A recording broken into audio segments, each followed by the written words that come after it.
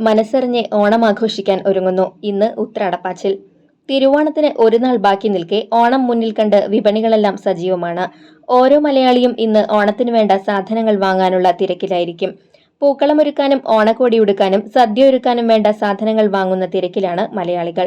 സദ്യ തയ്യാറാക്കാൻ ആവശ്യമായ പച്ചക്കറികളും മറ്റു വിഭവങ്ങളുമെല്ലാം വാങ്ങുന്നതിനായി ആളുകളുടെ വൻ തിരക്കാണ് അനുഭവപ്പെടുന്നത്. ഓണത്തലേന്ന് ഉത്രാടം ദിനത്തിനുള്ള ഈ തിരക്കിനെ ഉത്രാടപ്പാച്ചിൽ എന്നാണ് പൊതുവെ വിളിക്കുന്നത്. പൊതുവിപണിയിലെ വിലക്കൂടുതലിനെ പിടിച്ചു നിർത്തുവാൻ സഹകരണ ബാങ്കുകളുടെ നേതൃത്വത്തിൽ നേന്ത്രക്കൊല വ്യാപാരവും തകൃതിയായി നടക്കുന്നുണ്ട്.